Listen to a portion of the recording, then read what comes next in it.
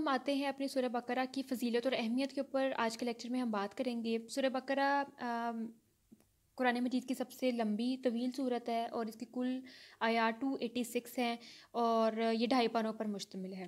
بقرہ basically ایک عربی زبان کا ورڈ ہے جس کے معنی گائے کے ہیں. جب ہم اس کی انشاءاللہ تفسیر کریں گے تو ہمیں آگے جا کے سمجھ آئے گی کہ یہ اس کا نام اس طرح کیوں ہے، کیونکہ اس کے اندر ایک گائے کا واقعہ بیان ہوا ہے اور یہ ایک مدنی صورت ہے. لیکن بعض علماء کرام یہ بھی کہتے ہیں کہ اس کی کچھ آیات حجۃ الوداع کے موقع پر بھی نازل ہوئی تھیں، لیکن بیسیکلی یہ ایک مدنی صورت ہے.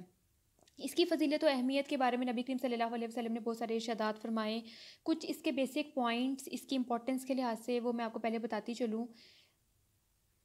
سب سے پہلے تو یہ ہے کہ اس صورت کو پڑھنے سے جیسے جس دن پڑھی جائے 40 دن تک اس گھر میں شیطان داخل نہیں ہوتا. ٹھیک ہے. اس کے علاوہ یہ جادو کے اثر سے محفوظ رکھتی ہے. جس گھر میں سورہ بقرہ کو پڑھا جاتا ہے وہاں رزق میں برکت ہوتی ہے، خیر و برکت، اس گھر میں خوشحالی آتی ہے. اور اس کو نہ پڑھنے سے یا اس کی تلاوت کو نہ سننے سے گھر سے خیر و برکت اٹھ جاتی ہے.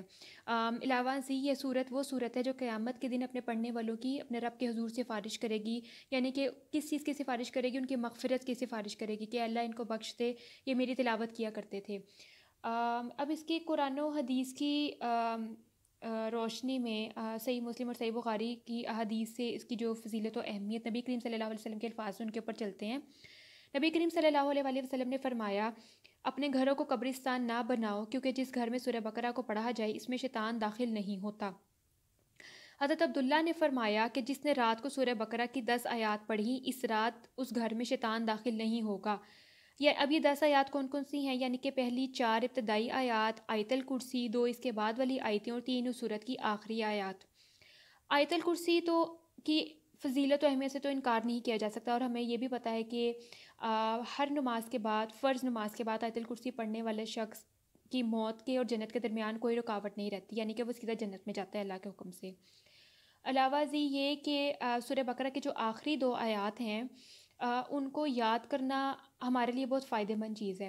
وہ کیسے؟ اگر ہم یہ کہا جاتا ہے کہ سورہ بقرہ کی جو آخری 2 آیات ہیں ان کو جب ہم رات کو پڑھیں تو وہ ساری رات کی عبادت کے برابر ہیں.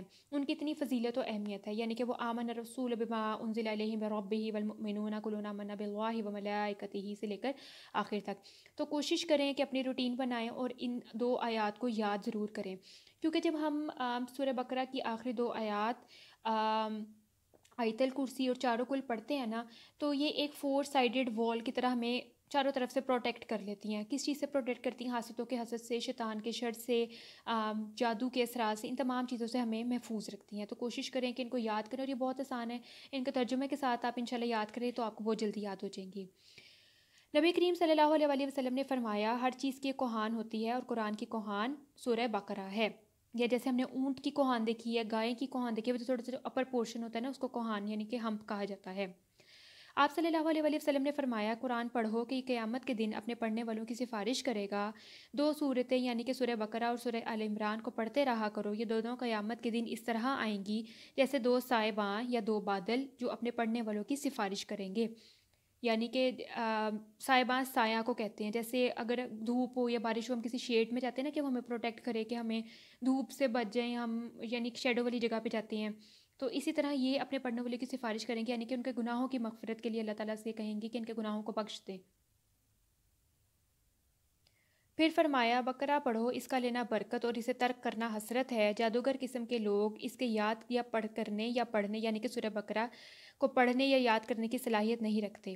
اس لیے کوشش کریں کہ اپنے ایک روٹین سیٹ کریں سورت کو پڑھنے کی. اگرچہ یہ سورت بڑی لمبی ہے لیکن کوشش کریں اس کو پڑھنے کی. ایک دفعہ جب پڑھنا شروع کریں گے تو انشاءاللہ روٹین خود بخود سیٹ ہو جائے گی. اگر نہیں بھی پڑھ سکتے تو کم سے کم اپنے گھروں میں اس کی تلاوت ضرور لگائیں تاکہ ہر قسم کی شیطانی شر سے بچا جا سکے. اللہ پاک ہم سب کو اپنے حفظ و ایمان میں رکھے اور شیطان کے شر سے محفوظ رکھے. ربنا تقبل منا انک انت السمیع العلیم برحمتک یا ارحم الراحمین. سبحان ربک رب العزة عما یصفون وسلام علی المرسلین والحمد للہ رب العالمین. جزاک اللہ خیر.